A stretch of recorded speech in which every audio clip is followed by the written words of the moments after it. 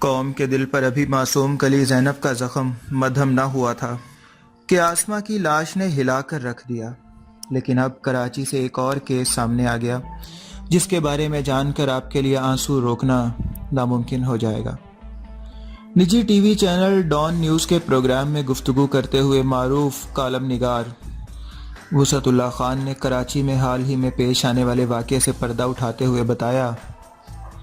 کہ کراچی کے ساحلی علاقے بن قاسم تھانے کی حدود میں مدرسے میں ایک قاری صاحب نے تشدد کر کے 10 سالہ بچے محمد حسین کو ہلاک کر دیا ہے۔ وسعت اللہ خان نے تفصیلات بتاتے ہوئے کہا کہ 10 سالہ بچہ محمد حسین مدرسے کی سختیوں سے تنگ آ کر کئی مرتبہ بھاگنے کی کوشش کر چکا تھا، لیکن اس کے گھر والے اسے پکڑ کر لاتے اور مدرسے کے قاری انجم دین کے حوالے کر دیتے۔ تاہم آخری بار اس بچے نے اتوار کے روز ایک مرتبہ پھر بھاگنے کی کوشش کی اور اس کا علاج قاری صاحب نے اسے مار کر ہلاک کر کے کیا۔ قاری صاحب کا اپنے بیان میں کہنا تھا کہ بچہ بھاگنے کی کوشش کرتا تھا اور اس کے گھر والے کہتے تھے کہ اسے سزا دیں،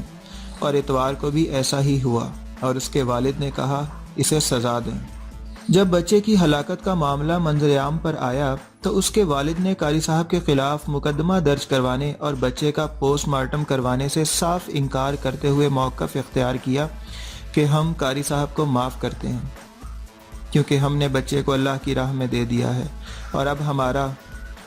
ہمارا اس سے کوئی تعلق نہیں ہے۔ والدین کی جانب سے یہ موقف سامنے آنے پر پولیس حرکت میں آئی اور بن قاسم کے ایس ایچ او دھنی بخش مری نے ریاست کی مدعیت میں دفعہ 322 PPC کے تحت مقدمہ درج کر کے بچے کا پوسٹ مارٹم کروایا اور قاری کے خلاف مقدمہ درج کر کے اسے گرفتار کرتے ہوئے ریمانڈ حاصل کیا۔